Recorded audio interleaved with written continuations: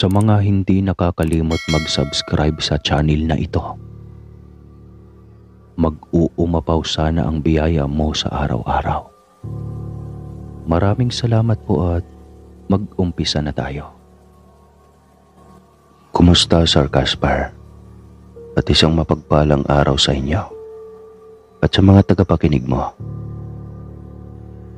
Ako po si Gabi, o Gabo kung tawagin ng pamilya ko. Tubong Bohol. Huwag po kayong magtataka sa kakaibang kwento ko. Dahil kahit matagal na itong inililihim ng pamilya namin, gusto kong kayo mismo ay mamangha sa kwento ng taong engkanto na kaibigan ng lolo ko. Siguro nga ay mamamangha kayo sa aking ipapahayag. Pero maniwala man kayo o sa hindi, totoo pong nangyari ang ganitong hiwaga ng buhay ng tao at ang buhay sa kabilang mundo ng mga mababait na taong engkanto na naninirahan sa mundo ng mga tao. 18 taong gulang ako noon at nag-aaral ng kolehiyo. At ang lolo ko ang nangakong magpapaaral sa akin. Bunso kasi ako sa 9 na magkakapatid at naaawa na ang lolo sa mga magulang ko. Ang lolo ko ay cowboy, ika nga nila, at joker. Lagi itong masaya at mahilig kumanta. Sabi ng itay ko, marami daw anting-anting ang lolo ko. Bigay daw ng kaibigan nitong engkanto. Tinatawanan ko lang si itay pag nagkukwento ng ganon. At sinasakyan ko na lang kasi paulit-ulit lang naman ang kwento nila ni lolo. At lahat kaming mga apo niya ay sinasakyan na lang ang trip niya. Tubong Bohol ang pamilya ko at marami po ang angka namin dito. At lahat ng mga matatanda sa angka namin, mahahaba ang buhay. Lahat po sila ay umabot ng 100 taon ang edad. Minsan lumalampas pa bago mamatay. Kaya alam kong matagal pa ang buhay ng lolo ko. At masaya naman ako dahil mahal ko ang lolo ko. Gabo! Sigaw ni lolo. Nakatera kasi kami sa malaking antikong bahay. Kaya kailangang sumigaw para marinig namin sa baba. Panahon pa daw ng hapon na nakatayo ang bahay ng mga magulang ng lolo ko. Lo, sandali, nasa banyo po ako. Magmadali ka at may pupuntahan tayo. At agad naman akong lumabas ng banyo kasi bawat utos ng lolo ko ay may 20 pesos ako. May pensyon na kasi ang lolo ko. Dati kasi siyang sundalo na lumalaban sa mga Hapon. Saan bang lakad natin, Lo? Puging-pugi ka. Mukhang may liligawan kang chicks. Biro ko naman at tatawa lang ito. May bibilhin lang akong tilang pula sa bayan. Ilalagay ko sa mga talisman ko at malapit na naman ang Kwaresma. Baka maagaw na naman sa akin ng mga lamang lupa ang aking mga anting-anting. Uwi ka pa ni lolo. Hindi ko na lang siya pinansin. Sanay na ako sa lolo ko. Namulat na ako na paulit-ulit lang naman ang kanyang sinasabi. Marami talagang nagtataka sa lolo ko. Sa edad niyang 90, kung kumilos, parang 60 anyos lamang. Dahil nga daw sa kanyang anting-anting. Habang nasa daan, wala pa ring tigil ang kwento ng lolo tungkol sa kanyang anting-anting. At kung sino ang nagbigay, halos memorya ko na nga ang mga karakter sa kanyang mga kwento. At lagi ko na lang sagot ay, okay po, sige, ang biipip ninyong hari ng mga puting engkanto ang nagbigay ng mga anting-anting mo. At matatawa naman ang lolo ko. At bakit daw ayaw kong maniwala? Dahil ang bili ng itay sa amin, lahat ng kwento ng lolo ay hayaan na lang daw namin. Huwag daw naming hahayaang malungkot ang lolo. Basta daw nagkukwento ito, makinig lang daw kami. Sa bayan namin, maraming kakilala si lolo.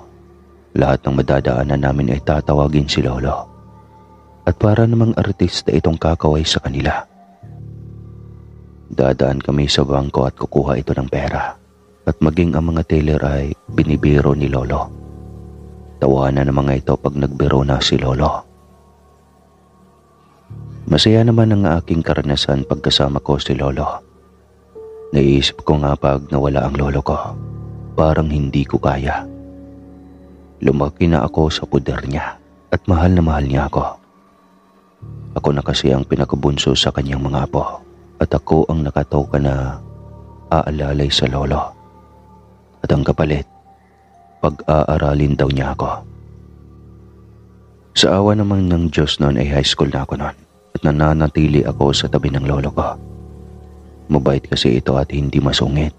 Basta ang kanyang mga kwento ay papakinggan ko. Masaya na ang lolo ko. Dumating na nga ang araw ng Kwaresma noon. Nagaya ang lolo ko na maligo daw kami sa ilog. Magdala daw kami ng pagkain. At sumama naman ako. Bakasyon naman noon. At hindi naman kalayuan ang ilog sa bahay namin.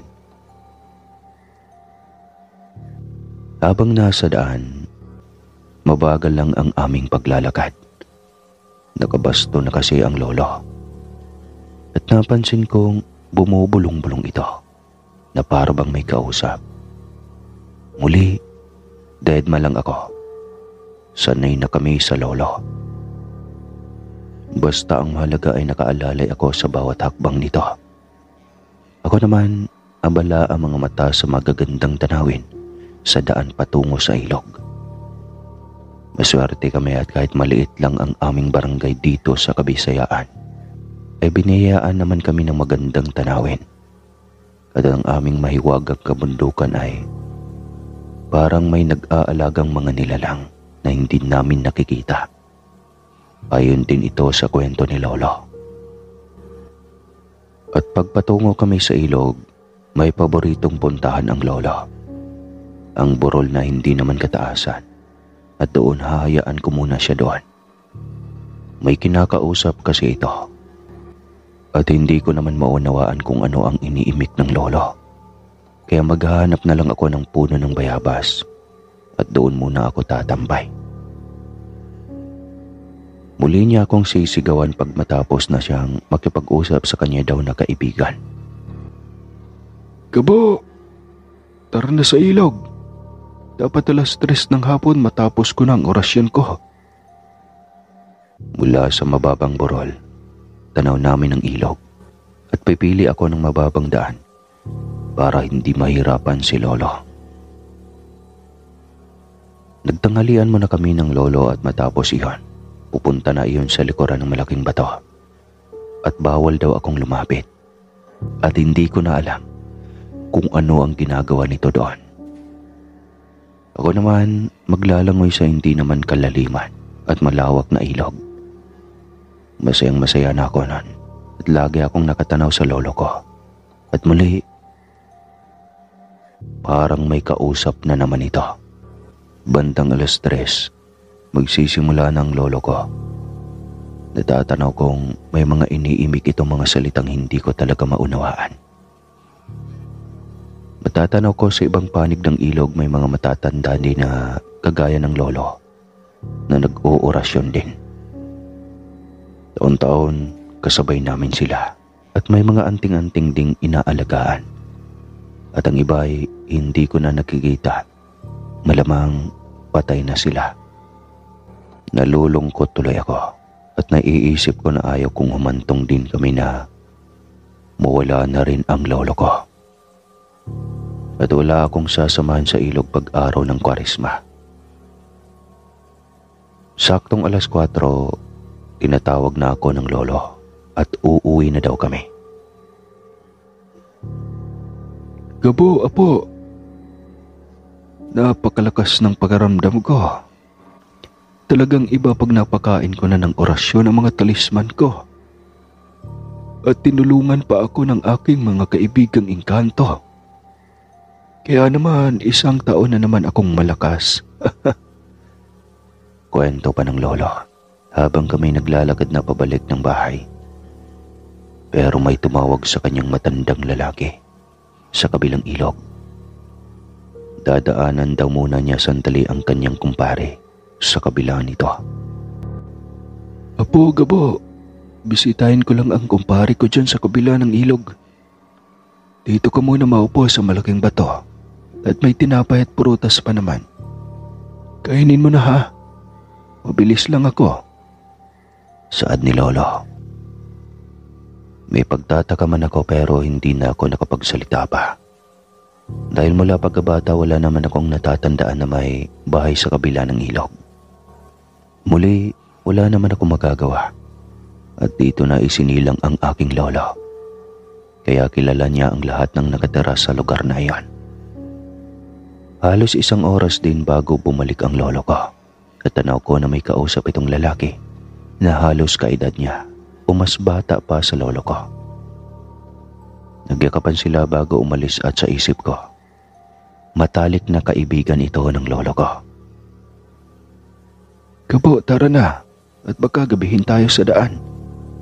Sigaw ni lolo. Madalian na akong nagtatatakbo dahil ang bilis maglakad ng lolo ko. Ganon siya pag bagong orasyon ang kanyang mga anting-anting. Mabilis kumilos at maliksi. Katanaw pa sa amin ang matandang lalaki habang papalayo kami at natandaan ko pa ang itsura nito. At mula nga noon nakikita ko na rin itong malapit sa bahay namin. At kagaya ng lolo, ganoon din siya kung manamit. Minsan may kasama itong babae at anak na kaedad ko. Kaya lagay ang loob ko na kumpare nga ito ng lolo. At isang araw nga balisa ang lolo matapos makipag-usap sa kanyang kaibigan. Gabo, sabihan mo ang iyong ama na maghanda. Ang mga palay ay itaas at may malakas na bagyong paparating. Ani lolo. Saan mo naman nalaman, lo? Wala namang ibinabalita sa radyo. Ano ka? Si Ernie Baron? Bero ko pa. Just kang bata ka. Huwag ka nang magtanong. Basta takbo ka na at baka abutan ka ng ulan. Muling wika ng lolo. Napapatakbo nga ako patungo sa bahay namin na malapit lang naman sa bahay ng lolo. At malapit na ako sa bakod ng bahay namin nang biglang umulan. Napaisip ako, bakit alam ng lolo na auulan? At agad kong sinabi sa itay ang bili ng lolo. Daglian itong itinaas ang mga palay na nasa silong ng aming bahay. Bumalik ka na, Gabo, sa lolo mo at baka lumakas pa ang ulan. Ani itay. At halos mabasa nga ako ng ulan. Kahit malapit lang naman ang bahay namin. Nagtataka talaga ako kung bakit alam ng lolo at muli akong nangulit kung paano niya nalaman. Gabo, alam mo ba, nung nalaban pa kami sa mga Hapon, sila ang aming katulong sa kagubatan. Binubulungan nila ako pag may malakas na bagyong paparating. At agad kaming nakakagawa ng paraan para hindi mabasa ng malakas na ulan. Kwento pa ni lolo na natatawa ako. At nababatukan tuloy ako pag ginagawa ko iyan. Tatawa-tawa ka na naman, Gabo. Tunay iyon. Kita mo ba kanina kausap ko ang kumpare ko? Nagsadya dito iyon. Para lang sabihin na may malakas na bagyo. Ganyan nila ako kamahal. Para na nila akong kapatid. Saad pa ni lolo. At lumalakas na nga ang ulan. Kaya nagsara na kami ng mga bintana. Dolo, huwag mo nga akong lukuhin. Tao yung kausap mo kanina. At yun din yung nakatira sa kabilang ilog. Kayo talaga. Pinabula mo naman ako eh. Huwag mo pong sabing engkanto ang matandang lalaking iyon. Saad ko. At napatawa ang lolo ko sa aking tinuran. Oo. Apo, ari ng mga engkanto iyon dito sa lugar natin. Kumbaga, mayor kung tawagin ng mga tao dito sa mundo natin. At siya ang nangangalaga sa lugar na ito. Wika ni Lolo. Naramdam kong tunay ang kanyang sinasabi. Pero Lolo, tao siya at nakikita ko. May engkanto bang anyong tao? Tsaka sinasadya niyang makita siya ng mga tao. Isama mo nga ako, Lo, sa kanilang bahay kung tunay sila. Hamon ko kay Lolo. Hayaan mo pagbalik ko sa ilog pagkatapos ng bagyo. Isasama kita at makikita mong hindi ako nagbibiro. Wika ni Lolo. At ilang oras nga matapos kaming magkwentuhan ng lolo ko, biglang lumakas ang hangin. At dumating na nga ang malakas na bagyo. Ilang araw din na napakalakas ng hangin at ulan. Kaya pala ang lolo ko'y nag-iipon ito ng bigas at mga dilata. Maging tinapay at kape. Talagang alam na alam niya ang mangyayari. Matapos nga ang bagyo, wala namang masamang nangyari sa amin. Maging sa bahay namin na luma at mga kapatid ko. Pati si Inay at Itay ay ayos lang naman. Napakalaking tulong ng ginawa ng kaibigan ng lolo para sa aming pamilya. Muling gumanda ang panahon at balik na muli kami sa dati naming ginagawa. Dahil bakasyon noon, kaya naman ang lolo tuwing umaga, kasama ko itong naglalakad kung saan man kami makarating. At muli itong titigil kung saan man gusto niyang tumigil. May kakausapin itong muli, hindi ko naman nakikita sa pagkakataon. Pag nakita naman kami ng aming mga kabarangay ay sanay na sila sa lolo ko. Hindi na nila pinapansin ang pagsasalita nitong mag-isa. Ang ibang kakilala namin, ang katwiran nila, ganoon daw talaga ang matatanda. Sa una kasi nga, ang lolo niya yata ang pinakamatanda sa aming lugar. Sa matagal ng aming bakasyon, sanay na ako sa makita ko ang kanyang kumpare na bigla na lamang dumarating. At may kung anong iaabot sa lolo. Para kasing may ibinibigay silang prutas o kung anumang tawag ng lolo ko sa prutas na noon ko lang nakita. Nakikita ko ring isinusubo iyon ng lolo ko. Marahil yun ang dahilan kaya tumatagal ang buhay ng lolo ko at malakas pa rin ang katawan nito. Bukod sa kanya mga anting-anting na dala-dala. Minsan ko ring tinitigan ang mukha ng lalaki pagkausap ng lolo. Dahil na rin siguro sa interesado ako na makilala ito. Kung tunay nga bang sinasabi ng lolo ko na taong engkanto ito. At wala man lang akong nakitang kakaiba sa anyo niya. Kamukha lang siya ng mga ordinaryong lalaki sa lugar namin. Mabait ito at amigo ang tawag sa lolo ko. Sa loob ng isang linggo, nakakadalawa at hanggang 3 beses ito kung dumarating at lagi itong nagmumula sa likuran ng bahay namin. Parang alam na ni lolo pag ito ay parating. Lalabas na ito at sasalubungin ang kanyang kaibigan. Minsan ring may mga dala itong karne ng baboy ramo at tuwang-tuwa kami kasi may ulam na naman kami. Dinadalan ko ang aking mga kapatid at tuwang-tuwa din sila. Dahil hindi naman kasi kami lagi makakakain ng karne ng baboy. At dahil sa mga tulong sa amin ng amigo ng lolo ko, napalapit na rin ako dito. Minsan ako'y nagmamano pag dumadating ito at wala naman akong makitang kakaiba sa kamay nito. Natatawa talaga ako sa sarili ko at sa isip ko nadadala na ako sa mga kwento ni lolo. Pwede ko namang hindi paniwalaan iyon dahil para sa akin, hindi naman totoo ang mga engkanto. Pero paano kung totoo nga at ang kaibigan ng lolo ko ay hindi totoong tao? At nung dumating ang kaarawan ng lolo ko, napakarami naming handa. Sinabi ng lolo ko na inabutan daw siya ng maraming pera ng kaibigan niya. Masaya kaming nagtulong-tulong na maghanda at bandang 3:00 ng hapon. Dumating ang kaibigan ng lolo ko kasama ang kanyang asawa. Nagsasalo-salo kami at para ng kapamilya ang turing namin sa kanila. Kitang-kita ko ang ngiti ng lolo ko Napakasaya nito. Napakalakas ng kanyang pangangatawan at hindi ko malaman kung saan talaga siya kumukuha ng lakas. Pero ang kaibigan ng lolo ko ang napupuna ko. Wala itong gitling sa ibabaw ng labi. Naririnig ko kasi noon sa mga kaklase ko at sa mga matatanda sa amin na pag daw ang isang tao ay walang guhit sa ibabaw ng labi nito, ay isa itong engkanto.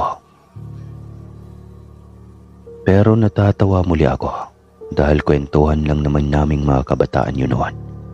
At kahit high school na kami noon, pinagkukwentuhan pa rin namin ang tungkol doon. Lalo na pag nag-aakitan kami patungo sa ilog. Nananakot sila na baka may engkanto doon at kunin kami. Natatawa na lang ako pag naalala ko iyon. Dahil para sa akin, walang katotohanan iyon.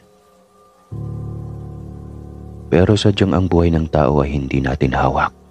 Eksaktong 100 taong gulang ng lolo ko. College na ako noon. Nakaramdam na ito ng kakaiba sa kanyang katawan. Malimit na niyang sinasabi sa akin na gusto na siyang isama ng kanyang kaibigan. Ang sagot ko naman ay huwag muna niya kaming iwanan. Sinabi ng itay na kailang doble na ang aking pag-aalaga sa lolo. Dahil hirap na itong bumangon at kahit pa may anting-anting ito. Siguro tama nga ang sinabi ng tatay ko na pag humihina na ang katawan ng isang tao, lumalabas na ang mga anting-anting at naghahanap ng bagong tahanan na mas bata. Kapo, ang mga anting-anting ko ay hindi ko na nauorasyonan. Hirapan na akong makapunta sa ilog. Kaya sa sandaling humina na ang katawan ko, aalagaan mo ang mga kapatid mo. At ang iyong ama't ina, lahat ng bilin ko sa iyo ay susundin mo ha. Mahalin mo sila at alagaan. Hindi ko pwedeng isalin sa iyo ang anting-anting ko. Ayokong danasin mo ang dinanas ko. Mahirap pa po.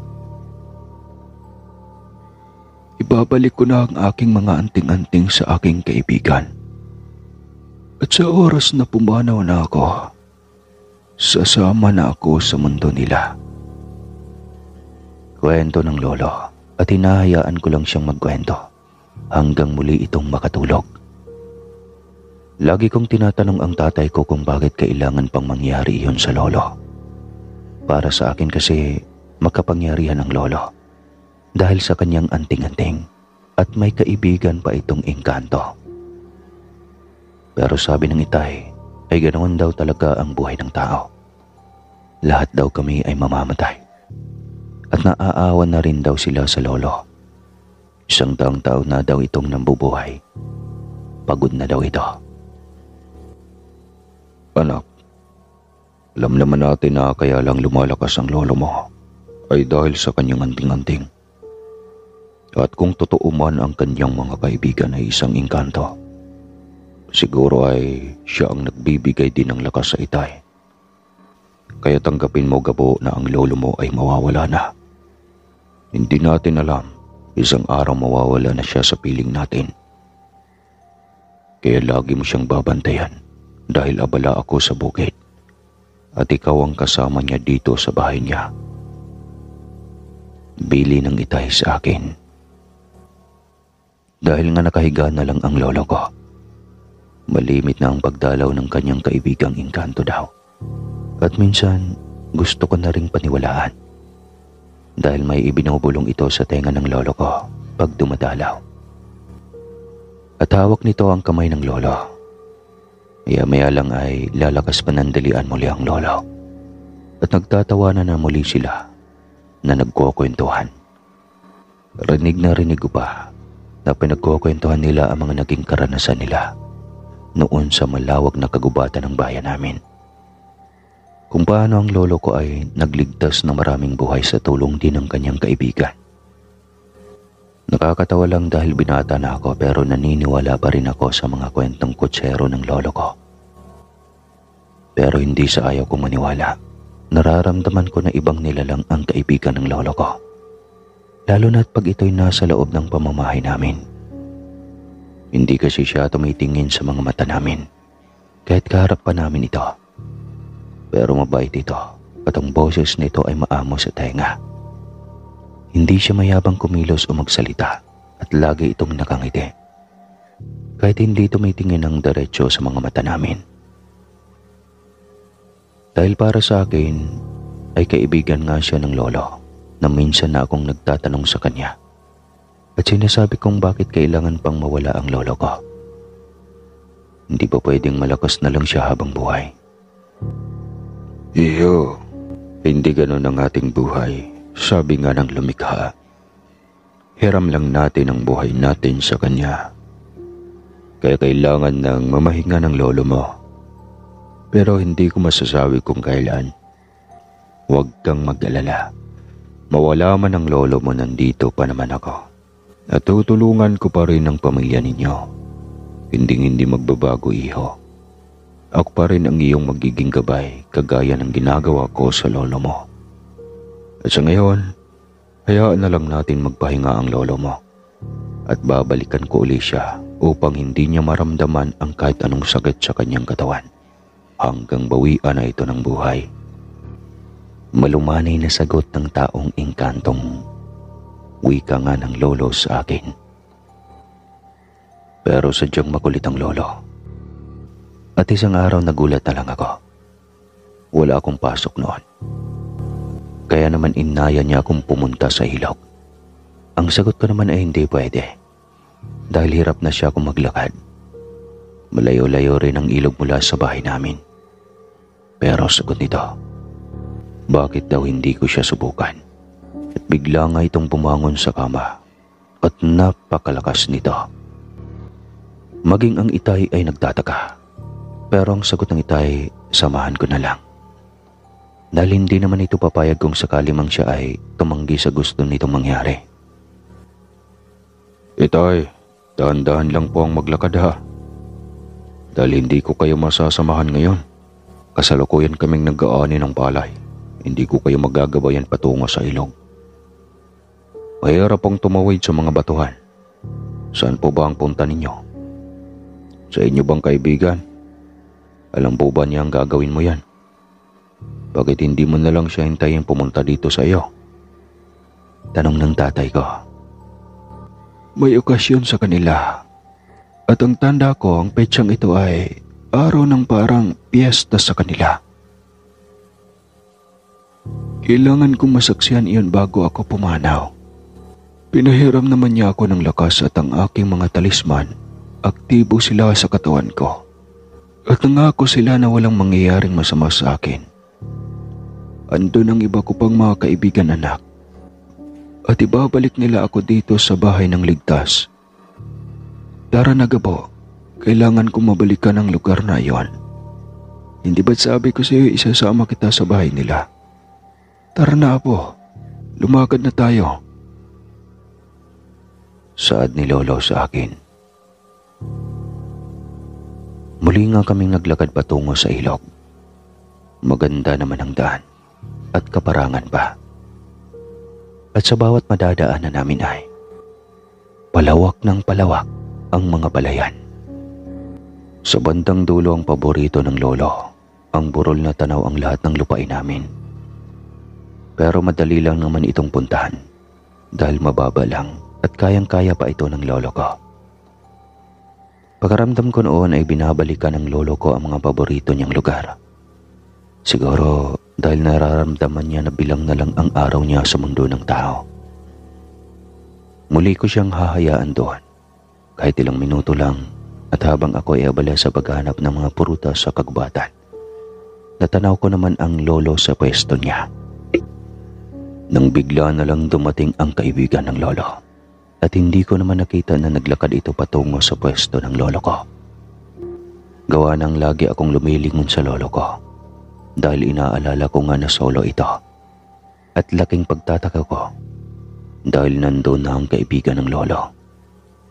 Kausap na niya ito at magkatabi sila sa burol na nagtatawanan at nagkukwentuhan. Nangilabot ako dahil paano niya nagawang makapunta agad sa tabi ng lolo. Gayong ang daan naman niya ay kailangang makikita ko. At sa unahan ko ang daan patungo sa burol. Hindi naman ako lumayo ng pwesto. At lagi akong nakalingon sa pwesto ng lolo. Napakahiwaga talaga sa isip ko. At iniisip ko na lang na marahil ay tunay nga na engkanto ang kaibigan ng lolo. Napalingon ito sa akin at kumaway. Sabay ngumiti. Ganoon din naman ang ginawa ko. Ngumiti ako na may paggalang at kumaway din ako sa kanya. Nainggit tuloy ako sa lolo ko. Napakaswerte naman niya at may matalik itong kaibigan. Samantalang ako ay walang nabubuong ganon dahil kailangan kong bantayan ang lolo sa bahay at hindi na kasi ako makalabas o makapunta sa aking mga kaibigan. Para sa akin, napakaswerte ng lolo dahil may kaibigan itong mahiwaga. Lumapit ako sa dalawa at pinapakinggan ko ang kanilang pinag-uusapan. Wala naman akong marinig na kakaiba. Nagkukwentuhan sila ng kanilang mga nakaraan. Pero sa hindi ko maipaliwanag, nakaramdam ako ng matinding antok ng mga oras na iyon. Sumandal ako sa isang puno habang nagkukwentuhan ng dalawa at hindi ko na namamalayang nakatulog na pala ako. Kay sarap ng aking pakaramdam ng mga oras na iyon. Malamig ang simoy ng hangin at tahimik ang paligid. Hindi ko na rin namalayan. Napakatagal ko na palang nakatulog at pagkagising ko'y wala ang lolo ko at ang kaibigan nito. Napabalikwas ako ng bangon at agad kong hinanap ang mga ito. At nag-aalala ko sa aking tansya. Malapit na kasing lumubog ang araw. Napapatakbo ako patungo sa ilog at kitang-kita ko mula sa kinatatayuan ko. Tanaw na tanaw ko ang maraming tao na parang nagkakasiyahan. Naamoy ko rin ang kanilang masasarap na mga putahe at ang malakas na tambol na kay sarap sa tenga. Agad kong tinawid ang ilog para makarating ako sa handaang iyon. At alam kong bahay iyon ng kaibigan ng lolo ko. Pero kahit pagod na ako at pawisang-pawisan na, hindi pa rin ako makakaalis sa kinatatayuan ko. Takot na ako dahil dumidilim na ang paligid at palakas ng palakas ang tunog ng tambol na parabang nasa tabi ko lang ang handaang iyon. Linga ako ng linga at baka matatanaw ko si lolo. Pero bigo ako. Hanggang mapagod na ako at napaupo na lang sa mga bato. Dumilim na ang paligid ko. Gusto ko nang bumalik pero hindi ko na makita ang daan pabalik sa burol. Napapaluha na ako at tinatawag ko na ang inay at itay. Pero iniisip ko noon na hindi ako mapapahamak dahil kaibigan ng lolo ko ang namamahala sa lugar na iyon. Natatandaan ko pa ang sinabi ng lolo sa akin. Tito, tulong po. Asan ang lolo ko? Natatakot na po ako. Ang dilim na. Bulong ko at isang tinig ang aking narinig. Nako iho, gising ka na pala. Pasensya ka na at nakalimot kami ng lolo mo. Tara na, umawak ka sa akin at pupuntahan natin ang lolo mo. Saad ng kaibigan ng lolo ko na hindi ko namalayang saan ito dumaan at bigla na lang itong nasa tabi ko. Agad kaming nakatawid sa ilog at ang ipinagtataka ko, bakit parang ang dinaraanan namin ay walang mga bato at napakadali naming nakarating sa kabilang bahagi ng ilog. Kitang-kita ko ang lolo kong masayang-masaya itong nakikipag-usap sa mga kalalakihang kasing edad niya. Nagtatawanan sila at ang lolo ko ay parang hindi naiisip na gabi na at nag-aalala ako. Napakaganda ng bahay ng kaibigan ng lolo ko. Nagtataka ako bakit para itong napakalaking mansyon. Samantalang pag kami ng lolo ko ay nasa ilog, wala naman akong natatanaw na ganitong mansyon sa kabila ng ilog. Manghang-mangha ang aking mga mata na mga oras na iyon. Muli akong napalingon sa mga bisita. Kay gaganda nila na parang mga artista. At ang lolo ko'y nilapitan na ng kanyang kaibigan at kinausap. Kaibigan, ang iyong apo'y gising na at hinahanap ka. Mabuti na lang at tinawag niya ako. Sa kabilang bahagi ng ilog ito at nag-aalala na sa iyo. Uuwi na ba kayo? Ihatid ko kayo. Huwag kayong mag-alala. Ako ang bahala sa inyo. Uwi ka ng kaibigan ng lolo ko. Nako, oo nga pala. Pasensya ka na Gabaw at nakalimutan ko na. Yun lang uli kasi kami nagkita ng aking mga kaibigan. Sila apo ko ay mga dating sundalo. At sila ay nandito na sa kaharian ng aming mga kaibigan. At sila ay namumuhay dito na masaya at payapa. Darating ang araw na dito mo na rin ako matatagpuan. Sige, tara na at baka nag-aalala na ang tatay mo. Magpapaalam lang ako sa kanila apo ko. Sandali lang ha. At huwag na huwag kang kakain ang nakikita mong pagkain sa kanilang lamesa. Nakikinig ka ba sa akin, Gabaw? Tanong ng lolo ko at tumangon na lamang ako dahil natatakot din ako. At hindi ko alam kung ano bang klaseng putahe ba ang nakahain sa lamesa. Basta lang mukhang masarap ito at agad nakaramdam ako ng gutom. Lumapit naman sa akin ang asawa ng kaibigan ng lolo ko at may inaabot ito sa akin na isang basong tubig. Sinabi nito na safe iyon at pwede kong inumin at makakaramdam daw ako ng busog. At dahil tiwala ako na mabait ang mag-asawa, agad ko itong ininom at napakalinamnam ng lasa ng tubig sa baso. Maya-maya lang, napadigay ako at nakaramdam na parabang busog na busog ako. Parabang napakarami kong nakain at naramdaman ko na humawak na sa akin ang lolo ko. Sinabi nitong aalis na kami. Napalingon ako dahil humawak din sa akin ang kaibigan niya at nakaramdam naman ako ng matinding antok. At muli, pagmulat ko ng aking mga mata, nakasandal pa rin ako sa puno at maliwanag pa rin ang sikat ng araw. Paglingon ko, magkatabi pa rin ang lolo at ang kanyang kaibigan na nag-uusap. At hindi ko malaman kung panaginip lang bang nangyari sa akin. Umupo ako at nakiramdam. Titig na titig ako sa lolo at kaibigan niya. Habang nagkukwentuhan at nag-iisip ako kung anong hiwagang nangyaring iyon sa akin. Kung panaginip man iyon, pero hindi ako naniniwala. Dahil totoong-totoo naman na nangyari iyon. Lalo na ang pag-inom ko ng tubig sa baso. Nalalasahan ko pa rin kasi sa labi ko. Oh, gising ka na pala, apo. Tara na. Uwi na tayo. Malapit nang lumubog ang araw. Baka hinihintay na tayo ng tatay mo. Magpaalam ka na sa tito mo at magmano ka sa kanya. Lagi mong tatandaan, Gabaw, pag ako'y nawala. Siya ang gagabay sa iyo at maging sa ama mo. Tandaan mo yan, apo ko. Uwi ka pa ni lolo. Napakagaan ang pakiramdam ko ng mga oras na yon. At hindi man lang ako nakaramdam ng takot. Basta relax lang ako. Dahil siguro sa nainom kong tubig. Muling ngumiti ang kaibigan ng lolo ko at nagmano ako. At sinabi kong salamat po at aalis na kami. Tuluyan na kaming naglakad ng lolo at muling nanumbalik ang lakas ng lolo at napakabilis nitong maglakad. Habang nasa daan ay kinukulit ko ang lolo ko at sinabi kong galing ako sa kabilang bahagi ng ilog. Gabi na at sinabi ko rin na nakita ko siya at maraming matatandang lalaki doon na kanyang kakwentuhan.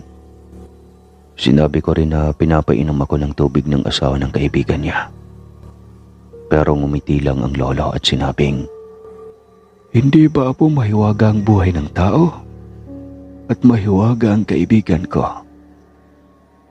Hanggang makarating na kami sa bahay at sinalubong naman kami ng aking ama. At sinabing nakapagluto na sila. Kumain muna kami bago kami umuwi sa bahay ng lolo. Agad kong binulungan ang itay at sinabi kong, "Tay, hindi ka ba nagtataka?" Biglang lumakas ang lolo. Ang sagot ng itay, "Anak, masanay ka na. Dahil hindi na ordinaryong tao ang lolo mo." Matapos naming kumain, naglakad na muli kami pabalik sa bahay ng lolo. At ito ay sisipol-sipol pa at kumakanta pa. Kaya naman nawala lahat ang alinlangan ko. Agad akong naglinis ng katawan ko at maging ang lolo ko ay nagpalit na ng pangbahay niya. Nahiga na sa kanyang kama at ako naman ay nagpaalam. Sinabi kong may kukunin lang ako sa bahay namin. At sinabi ng lolo na, "Sige apo, at ako ay tutulog na. Babalik ka kaagad ha, at isara mo ang pinto." Nakangiti pa ito sa akin. Pero ang totoo, kakausapin ko ang tatay ko.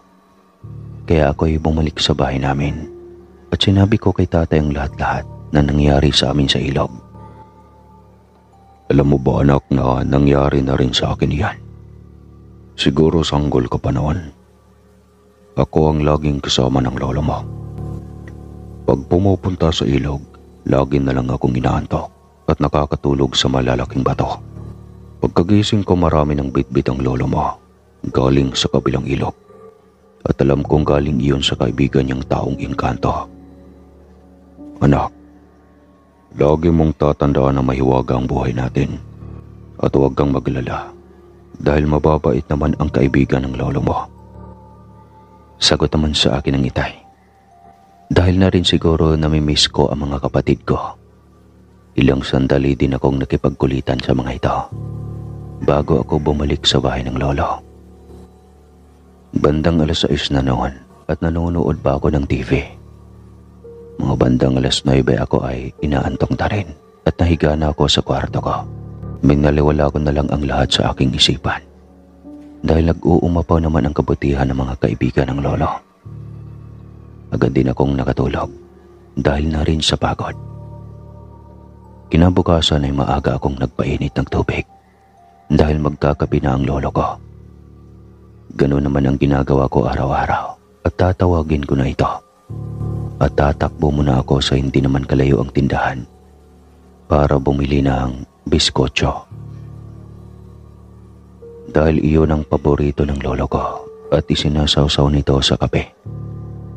Pagbalik ko ay tinawag ko na siya at niloloko ko pa na babalik kami sa ilog at maglalangway ako. Pero hindi na sumasagot ang lolo ko. Panay pa rin ang pagtawag ko kay lolo at sinabi kong bumangon na. Kakain na kami pero hindi na talaga sumasagot ang lolo ko. At maya-maya lamang nakarinig ako ng katok sa pintuan namin. Nandoon na pala ang kaibigan ng lolo at sinabi nitong kailangan niyang makita ang lolo ko. Pagbukas ko ng pinto ay dire-diretso sila sa kwarto ng lolo ko. At pagtingin ko sa lolo ko ay parang mali sa isip ko. Agad nilapitan ito ng kaibigan niya at binalungan sa tenga. Sinabi nito sa aking wala na ang lolo ko. Nanigas ang aking mga paa at hindi ako makakibo. Tumulukusan na lang ang mga luha ko at sinabi kong baka hindi totoo. Baka nananaginip lang ulit ako. Nilapitan ko ang lolo ko at niyakap ko. Pinipilit ko itong gisingin at ginagaya ko ang kaibigan niya.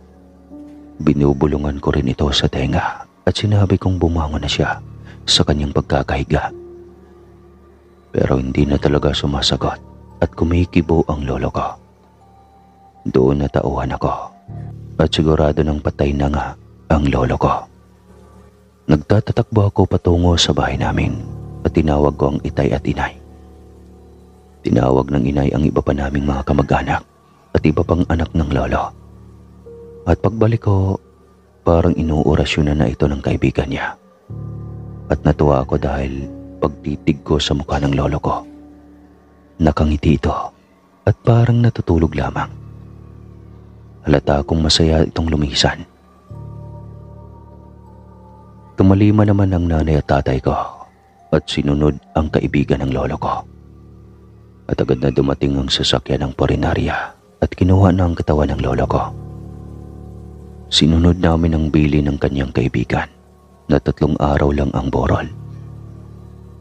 Inilibing namin agad ito sa museo na katabi ng kanyang asawa. Sa huling araw ng burol ng lolo ko, kitang-kita kong may inabot na maraming pera ang kaibigan ng lolo ko sa tatay ko. Sinabi nito na gagastusin iyon sa pagpapalibing ng lolo ko at ang matitira ay gagastusin naming buong pamilya. Rinig ko rin na sinasabi nito na mula ngayon, kami naman ng tatay ko ang kanyang aalagaan, kagaya ng ginagawa niya sa kanyang lolo. At lumingon ito sa akin at ngumiti. Ako pala si kaibigang Artemio. Mahirap mang paniwalaan, Gabo. Ako ay isang taong engkanto na kaibigan ng angka ninyo.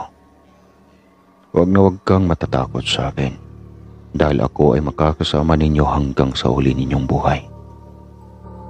Magpapaalam na ako at hinihintay na ako ng lolo mo sa bahay namin. Huwag mong kakalimutang lumingon ha. Oras na nasa ilog ka. Tumanaw ka at kumaway ka pag nakita mo ako upang matanaw ka rin ng lolo mo. Sige na, iho. Magpapaalam na ako. Saad ni kaibigang Artemio. The nice name. Mula nga noon, kapamilya na ang turing namin kay kaibigang Artemio. At pag kami nagigibit, agad itong darating upang kami tulungan sa pinansyal at iba pang bagay. Lumipas sa mga taon, paulit-ulit ang aming buhay. Ako'y pamilyado na ngayon at may isang anak na. Nananatili ako sa bahay ng lolo ko dahil may kanya-kanya ng lupain ang mga anak nito. At sa akin na daw ang lumang bahay nito at lupa. At hanggang ngayon, ako po'y naliligo sa ilog. Sisigaw lang ako ng, "Kaibigang Artemio!" Lalabas naman ito agad sa kabilang bahagi ng ilog at kakaway ito sa akin. Kaya masasabi kong napakaswerte ng angkan ko dahil may kaibigan kaming taong engkanto. Simula rin nang magkaanak ako ay tuloy-tuloy ang swerte sa buhay ko. Kabili ako ng mga lupain na may niyugan. At doon ako kumukuha minsan ng pagkakaperahan tulad ng kopra. Meron din kami mga palayan at nagsusupply po ako ng manok sa iba't ibang bahagi ng palengke ngayon. Hanggang dito na lang po ang kwentong ito. Maraming salamat po sa lahat ng nakikinig sa kwentong ito. Muli, ako po si Gabo ng Boholanos. Kapudya magsulat badya.